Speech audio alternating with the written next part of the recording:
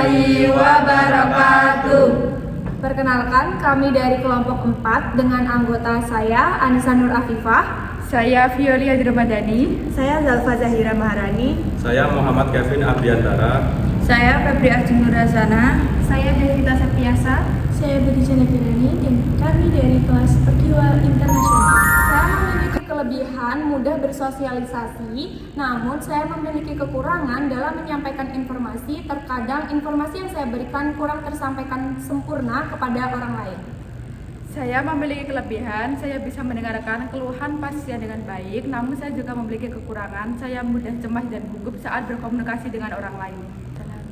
Untuk kelebihan saya memiliki kepedulian yang tinggi terhadap orang lain, dan kekurangan saya terkadang mudah emosi terhadap orang yang susah memahami apa yang saya telah jelaskan. Oke, untuk saya, kelebihan saya yaitu mudah berteman dan bisa menjadi pendengar yang baik. Untuk kekurangan saya mungkin ketika saya berbicara biasanya terlalu cepat dan terbata-bata ketika sedang menjelaskan informasi kepada pasien. Kelebihan saya adalah saya bisa sabar menghadapi berbagai karakter pasien. Terus kekurangan saya yaitu saya mudah terbata-bata jika berbicara saat menyampaikan informasi. Saat menyampaikan informasi kepada pasien, terus saya mudah kehilangan fokus karena mudah ke distract dengan hal-hal lain. Baik, untuk kelebihan saya dapat menunjukkan rasa empati dan bisa membuat lawan bicara nyaman dalam menyampaikan masalahnya. Dan kekurangan saya adalah saya orangnya pelupa dengan apa yang saya sampaikan ke pasien dan takut menjadi kesalahpahaman. Selanjutnya, untuk kelebihan saya yaitu saya pandai dalam memanajemen waktu. Untuk kekurangan saya kurang percaya diri ketika berbicara dengan orang. Terus ada teknik mendengar. Teknik mendengar adalah proses aktif dari penerimaan informasi dan penelaahan reaksi seseorang terhadap pesan yang diterima. Contohnya, mempertahankan kontak mata dan komunikasi nonverbal reseptif. Kamu tahu nggak, kemana aku habis beli bakso enak tahu di daerah sana itu. Kamu harus coba ya, pokoknya bestseller banget. Selanjutnya, teknik pembukaan yang luas merupakan strategi komunikasi terapeutik di mana perawat atau tenaga kesehatan memberikan kesempatan kepada pasien untuk memilih sendiri topik atau hal yang ingin mereka bicarakan. Selanjutnya, untuk contoh kalimat mengenai teknik pembukaan yang luas dalam komunikasi terapeutik yaitu, "Selamat pagi Ibu, bagaimana kabar Ibu hari ini? Apa yang sedang Ibu pikirkan atau ada yang ingin Ibu bicarakan mengenai perasaan Ibu hari ini? Boleh ceritakan kepada kami ya Ibu." Dengan kalimat tersebut, kita dapat mendorong pasien untuk menceritakan mengenai perasaan atau keadaan pasien tersebut. Di sini saya akan menjelaskan teknik pengulangan pernyataan. Teknik pengulangan pernyataan itu salah satu dari teknik komunikasi terapeutik yang dilakukan dengan mengulang isi atau pokok pembicaraan yang telah disampaikan oleh pasien. Tujuannya itu bukan untuk meniru apa yang telah disampaikan oleh pasien, tetapi tujuannya itu untuk menunjukkan bahwa perawat itu mendengarkan pasiennya dengan seksama, memahami apa yang disampaikan oleh pasien, dan memberikan kesempatan kepada pasien untuk menjelaskan apa yang sedang ia pikirkan dan apa yang dirasakan. Dengan begitu, pasien bisa merasa nyaman, merasa dipahami, dan merasa diperhatikan, sehingga dapat membantu proses penyembuhan. Untuk contoh dari teknik pengulangan pernyataan sendiri, yang pertama, perawat dapat mengatakan seperti ini. Anda merasa cemas karena ini adalah operasi pertama Anda? Atau yang kedua, Anda merasa putus asa setelah mengetahui diagnosis penyakit Anda? Nah, dengan perawat mengulang pernyataan yang telah disampaikan pasien tersebut, itu menunjukkan bahwa perawat itu mendengarkan dengan seksama apa yang telah disampaikan dengan pasien. Definisi klarifikasi berupaya untuk menjelaskan ke dalam kata-kata, ide, atau pikiran pasien yang tidak jelas atau meminta pasien untuk menjelaskan artinya. Contohnya, saya tidak jelas dengan apa yang Anda maksudkan. Dapatkah Anda menjelaskannya kembali?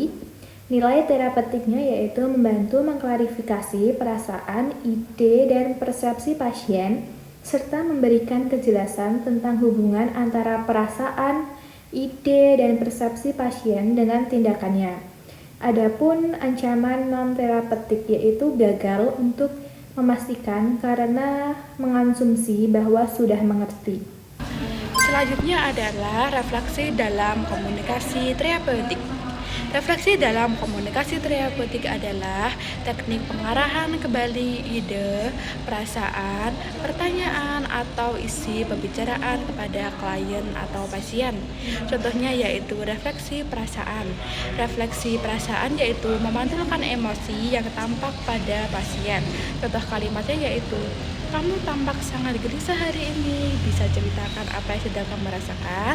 Pada kalimat ini kita bisa memberikan ruang kepada pasien untuk menceritakan apa yang sedang pasien rasakan.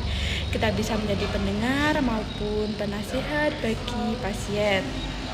Dan yang kedua adalah refleksi isi pikiran. Refleksi isi atau pikiran yaitu memantulkan kembali ide utama atau ucapan pasien. Contoh kalimatnya yaitu, "Jadi kamu merasa tidak ada orang yang mendengarkan di sini?" Ketika pasien merasakan hal tersebut, mungkin akan menjadi down bagi pasien.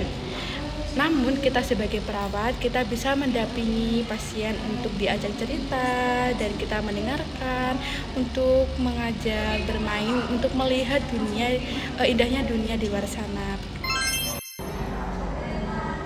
Pemusatan komunikasi terapeutik adalah bentuk interaksi intrapersonal yang direncanakan secara sadar, berpusat pada pasien, dan bertujuan untuk memfasilitasi proses penyembuhan. Pendekatan ini memfokuskan seluruh perhatian, perilaku, serta pesan tenaga kesehatan untuk memenuhi kebutuhan emosional dan fisik pasien. Contoh kalimatnya adalah, "Saya paham Ibu merasa cemas dengan operasi besok. Boleh Ibu ceritakan bagian mana yang paling membuat Ibu khawatir?" Selanjutnya, teknik berbagi persepsi. Teknik berbagi persepsi adalah teknik komunikasi terapeutik di mana perawat menyampaikan pandangan atau persepsinya mengenai perilaku, ekspresi maupun emosi pasien. Kemudian mengonfirmasikan kepada pasien apakah pandangan atau persepsi perawat tersebut benar. Tujuannya untuk menghindari kesalahpahaman, membantu pasien dalam memahami perasaannya, dan membangun komunikasi yang lebih terbuka. Selanjutnya, untuk contoh kalimat dalam teknik berbagi persepsi, "Saya melihat Anda sejak tadi menundukkan kepala dan lebih banyak diam.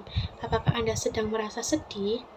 Dengan menerapkan teknik berbagi persepsi dalam komunikasi terapeutik dapat membantu perawat memahami pasien lebih tepat dan membantu meluruskan apabila terjadi kesalahpahaman.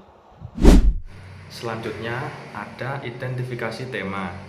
Definisi dari identifikasi tema yaitu isu atau masalah pokok yang timbul berulang kali. Contohnya, saya perhatikan dari semua hubungan yang Anda uraikan, Anda dikecewakan oleh pria. Menurut Anda, apakah ini menjadi isu pokok? Nilai terapeutiknya yaitu memberikan kesempatan pada perawat untuk meningkatkan sebaik mungkin eksplorasi dan pengertian tentang pentingnya masalah tersebut. Ancaman terapeutiknya yaitu memberikan saran, memberikan jaminan, dan tidak menyetujuinya. Selanjutnya ada teknik diam. Teknik diam adalah kurang komunikasi verbal untuk alasan terapeutik. Contohnya, duduk bersama pasien dan mengomunikasikan minat dan peran serta merawat secara nonverbal. Saya merasa jengkel dan bingung dengan kondisi keluarga saya sekarang. Lanjut, yang terakhir ada humor.